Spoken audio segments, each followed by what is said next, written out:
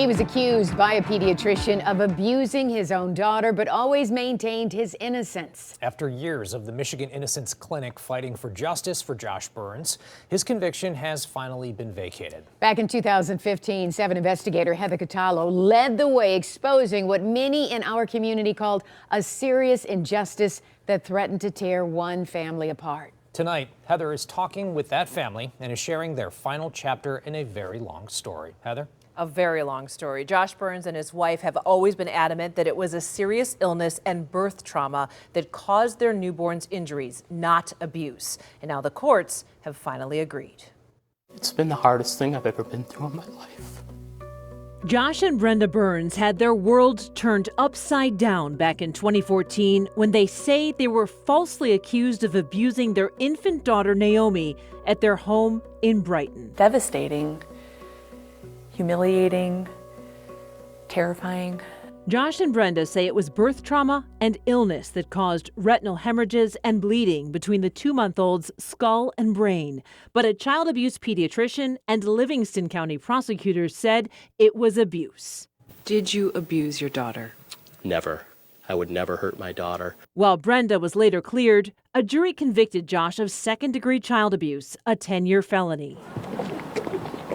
But the community rallied around Josh, signing petitions and holding protests. It's hard to describe the feelings of going into prison an innocent man, but the blood of my innocence is on their hands. Citing all of the community's support, the judge sentenced Josh Burns to a year in the county jail. I do find that he has the potential for rehabilitation. I know that the media coverage, especially from Channel 7 and your coverage, Heather, was huge. I know that it had a direct impact on the judge in sentencing. I was facing 10 years in prison. She took a downward departure in my sentencing, gave me the minimum sentence possible. Lawyers from the University of Michigan Innocence Clinic saw that coverage of Josh's case and wanted to help.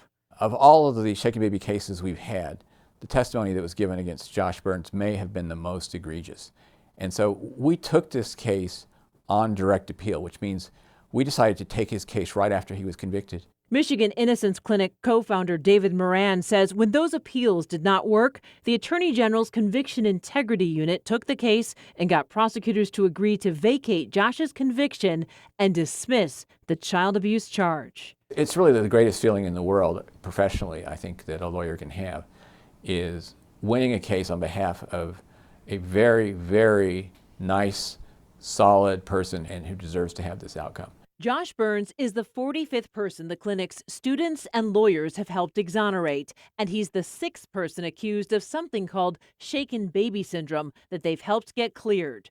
Moran says studies have shown that the symptoms, once labeled shaken baby syndrome, can be caused by many things other than abuse, including accidentally dropping a child or illness.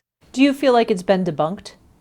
I think it's very close to debunked. One of the biggest problems with shaken baby syndrome is that it is a biomechanical hypothesis. The hypothesis being is that if an adult violently shakes a baby, it can cause these particular symptoms. The problem is that the hypothesis has never been proven. Once Josh was released, the Burns family left Michigan. And after nearly 10 years of work by the U of M lawyers and students, the judge recently signed this order vacating Josh's conviction. We are so grateful. After the order was signed, Josh and Brenda spoke to me from their home in Texas, where Naomi is now a happy and healthy 10-year-old. She has a rosy view of the world and is fun and creative. Just being able to look at my daughter now and someday I have a story to tell you that justice was served finally. It's an amazing thing. Both Josh and Brenda say the false conviction had massive consequences in their life. As Josh said, it's changed us forever. The conviction cost Josh his job as a commercial airline pilot, and Brenda says she was terrified to have another baby. I could not have another child. I was too traumatized. Now both Brenda and Josh are grateful for the work of the Michigan Innocence Clinic, the Attorney General, and everyone who supported them. What it really showed too is this can happen to anyone.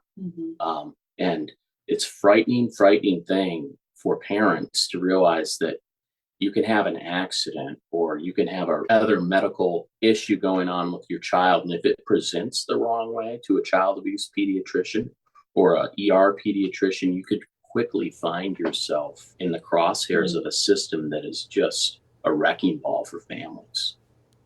Now, Josh Burns lost his pilot's license because of this conviction. He says he's hopeful now that he's been exonerated, that he can get that back. He says he's also hoping to help other people who have been wrongfully convicted fight for their freedom. But, I've kept in touch with the Burns for the last, 9 years, and they told me, reminded me that they lived when Naomi was little with cameras running all the time in their home, downloading to a hard drive. Just to protect themselves. To protect themselves, because until she could speak for herself, they were just like, we have nothing to hide, and we're going to make sure we have proof. I remember when you first brought this story so many years ago. It's amazing that you've kept track of this family. Well, this fight to clear his name has gone on this whole time, so we've been monitoring it very closely. Well, hopefully they're finding some relief tonight. All right. Indeed. Thank you, Oh, Heather. great job, Heather. Thank you. Rexy.